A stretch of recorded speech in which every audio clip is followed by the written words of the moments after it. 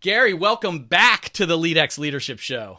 Thank you very much. Great to be here as always. I think, Gary, you might be only the second, maybe the third person that I've had as a repeat guest in over 250 guests. So I hope you feel special about that. I do. I'm very honored. What a way to kick off my Friday. Yeah. Now, it was, I think, almost a year ago when I had you on, we were chatting about the pin drop principle, and we've kept in touch since then. And I'm excited. I mentioned in your intro the new book, again, the Bullseye Principle, Mastering Intention-Based Communication to Collaborate, Execute, and Succeed.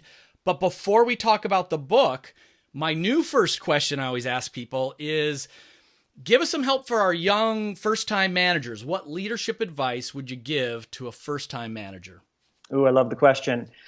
So here's very simply the information I would give to a first-time manager, a young leader, or a seasoned leader, a seasoned manager.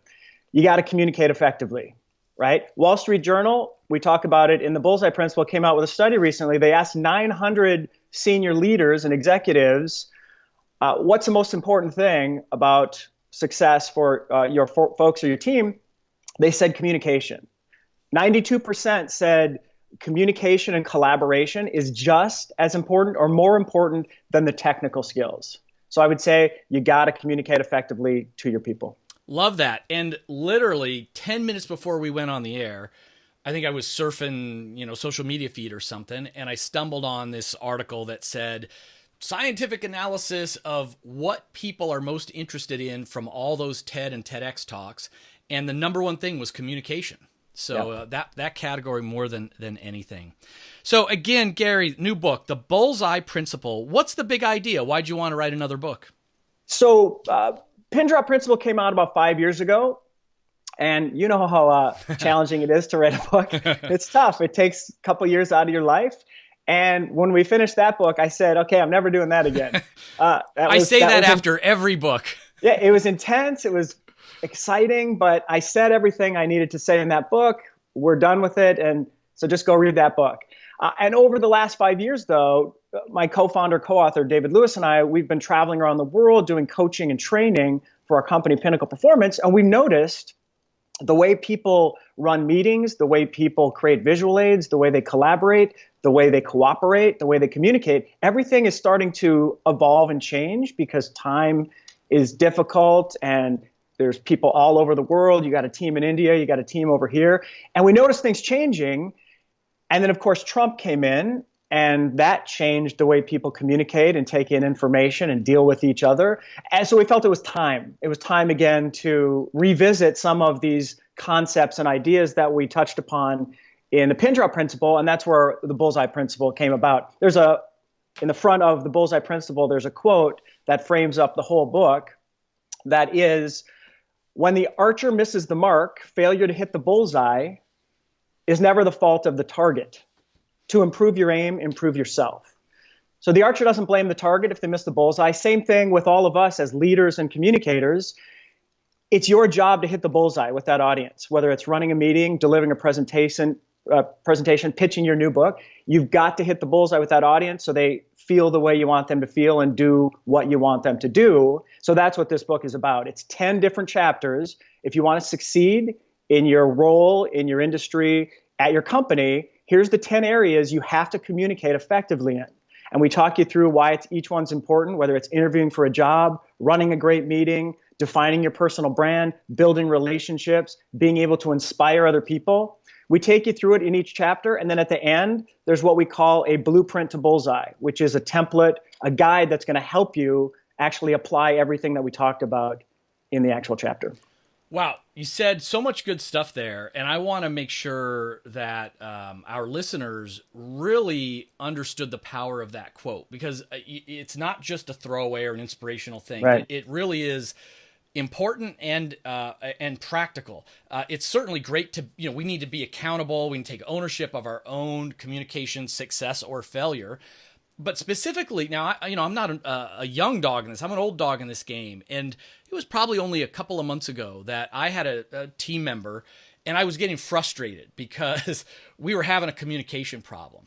And even after, I teach this stuff, Gary, and yet my default reaction was, oh my gosh, this person has an issue and what's wrong with this person and I'm having trouble with this person and I'm putting it on them, on them, on them. Right. And finally, I was able to just kind of like let the emotions settle down and said, okay, if this is my fault, how could it be my fault? And I started to think about it and I thought, you know what? When I assigned that thing, I never explicitly said when the deadline was. I didn't say I needed it by the end of the day. Or when I said I needed it tomorrow, was that at 9 a.m. or 5 p.m.? I mean, it was a simple communication thing, but even after all these years, my default was like, what's wrong with them? They're not hearing me and giving me what I want. And as soon as I slowed down and said, let's pretend it's my fault. How could I take some ownership? I saw a whole bunch of ways I could do better, and things have improved as I've gotten better in my communication. You know, and that's great leader. That's great leader communication because it shows self-awareness. It shows receptivity that, hey, I'm open to what did I do wrong? Tell me what I did wrong.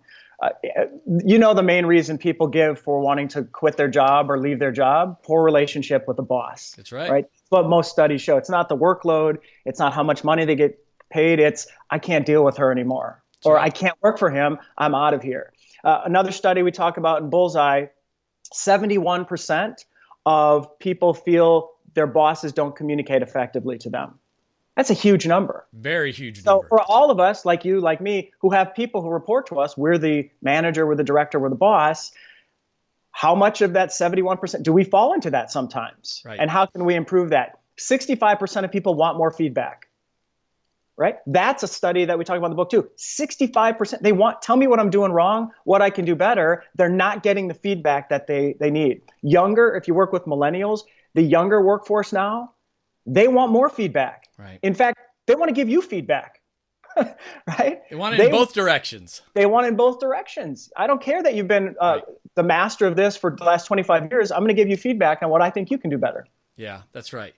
Now, you also, sort of walked through a lot of the topics in the book. And again, I wanted to really emphasize that with our listeners too, because unlike other communication books out there that are solid on theory, so you get some theory, you've got your theory, you've got your model, but then, I mean, you show how to apply it in so many areas. You've got a chapter about, how to define your personal brand, how to land the job, communicating like a leader, motivating others, building relationships, handling these difficult conversations, how to run meetings, make a sale. So I just want to stress to the leaders, like, this is very action oriented and ends in that blueprint. And in this short format podcast, we can't go through all of that material, but I want to touch on a couple. You mentioned the feedback one, and I love that topic because as a young leader, I just basically avoided giving feedback. I was so non-confrontational. I didn't know how to do it. No one told me how to do it.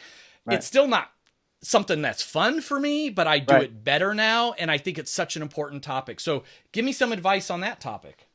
Yeah. So in the book, we do both. Here's how to give feedback effectively, but also there's a piece in there, how to receive feedback effectively, because a lot of people aren't very good at receiving feedback. The walls go up, the dukes come out, and they get very defensive being criticized because our job is on the line. We take it personally, ego, all of those things.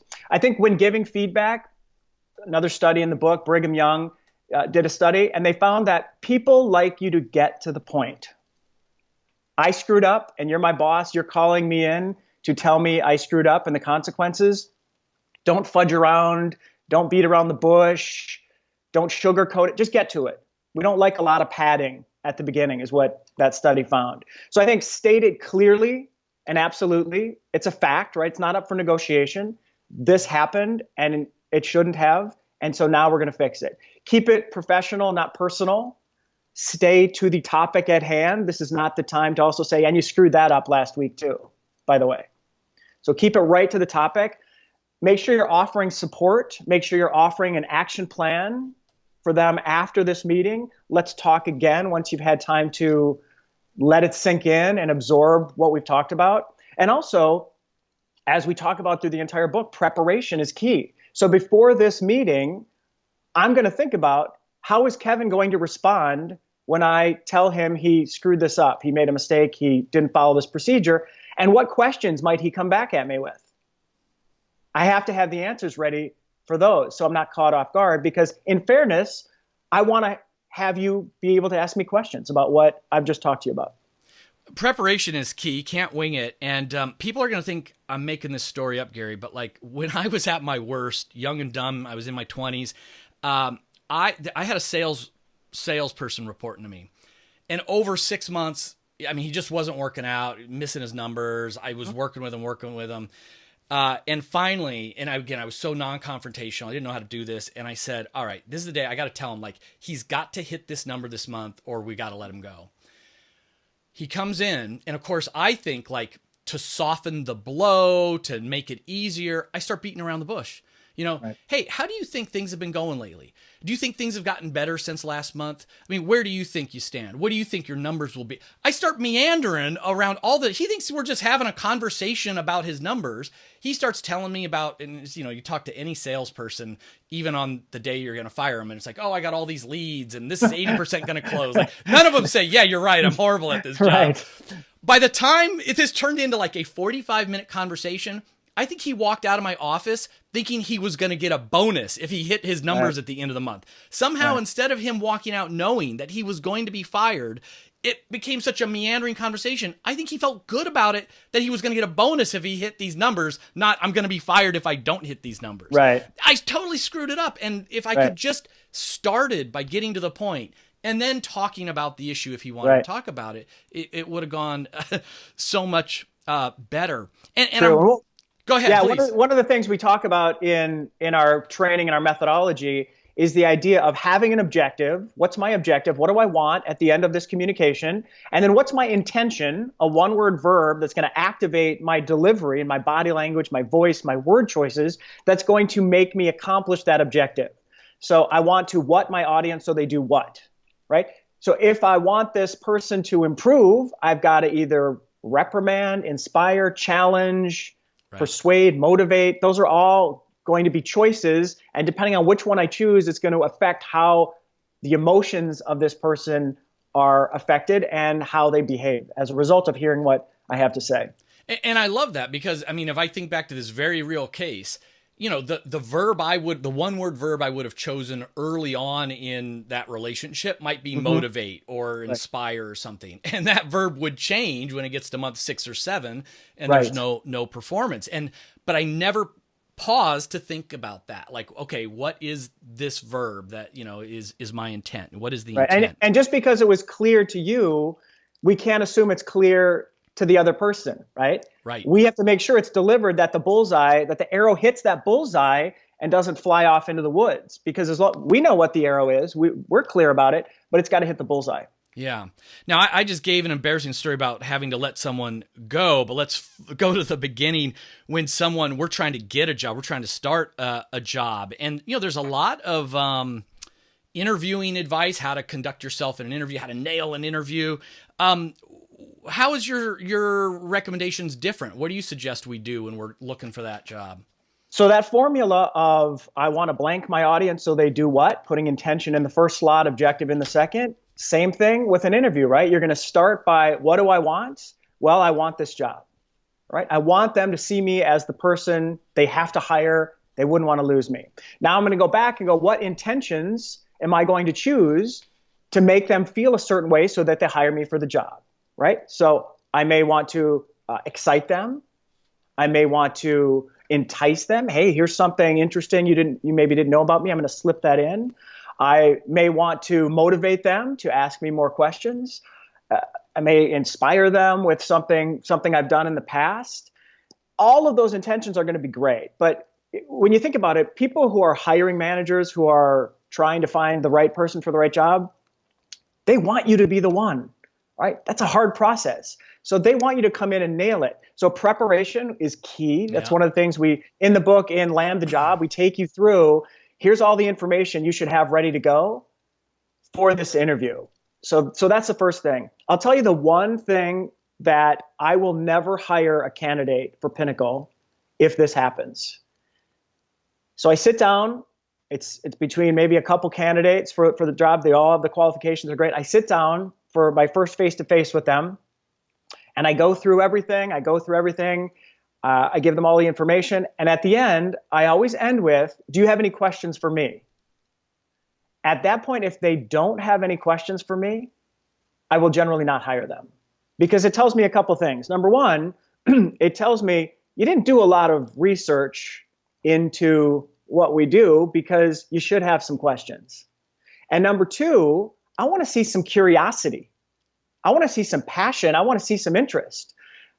Hey, anything, right? Anything that you can ask about the company. Hey, how did you start this, right? What's the biggest challenge that you see for your industry going forward? Where do you position yourself in the industry? Where do you see the company in 5 years? What's your personal challenge right now with what's going on? How is technology affecting you? How long did it take you to write that book? How'd you come up with the idea for your new book? All those are great. They show curiosity. I'm always looking for that.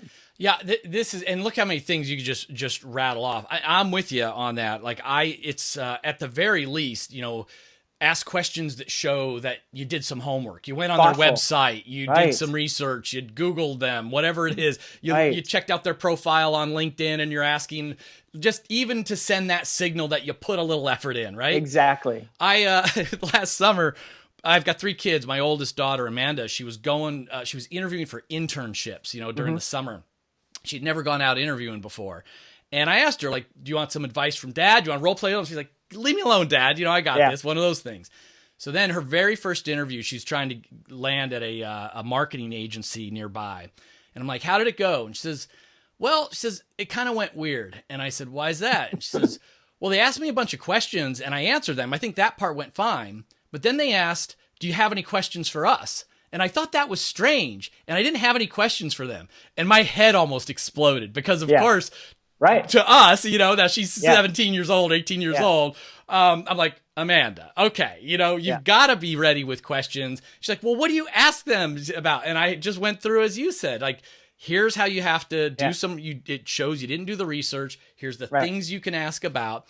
And I think that is, like, for a lot of people, where you can differentiate yourself. Yeah. You'll answer, and in the book, we give you the questions, by the way. In the book, we give you you questions, so you don't have to try to think of what to ask. We go, pick one of these. And that's an area that they can really set themselves apart from others who have memorized the model response to tell me your weakness or whatever. Also, I love the idea of, what's the one thing you're really passionate about?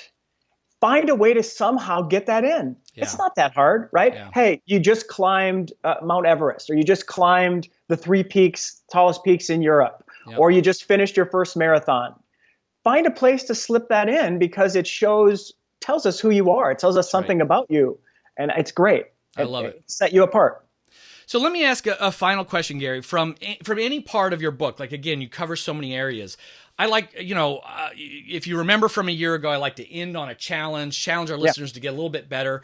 What's something give us some advice, something that we can do today? Great. So here's what I'll give you. I'll give you the gold right here.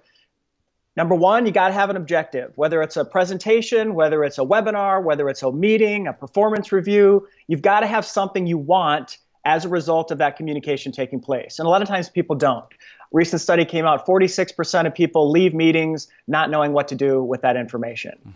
That's a horrible meeting, because meetings are about creating, in the book, what we call meeting assets. Decisions being made, consensus being come to, action items being developed. You've got to develop meeting assets. Have a goal, and then choose an intention that's going to help you achieve that goal.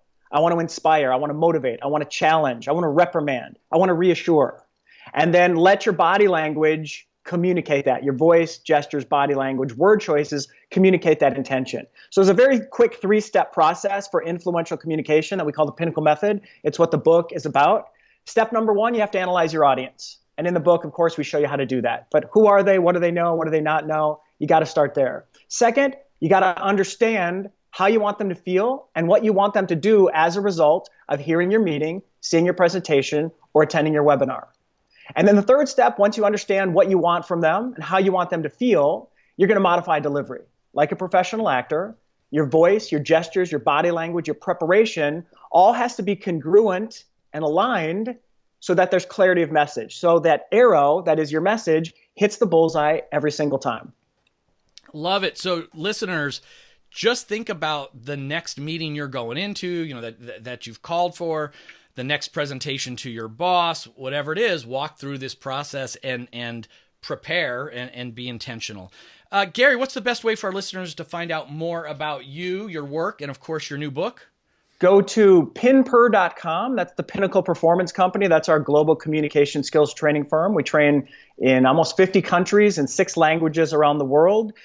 Pinper.com, PINPER.com. If you have questions for me, I'm happy to answer them. You can reach me there. You can find me on LinkedIn, and you can get Bullseye on Amazon or wherever great books are sold. That's perfect. We'll obviously put those links in the show notes. Gary, thanks again for coming on to the LEADx show. Thank you, Kevin. I really appreciate it.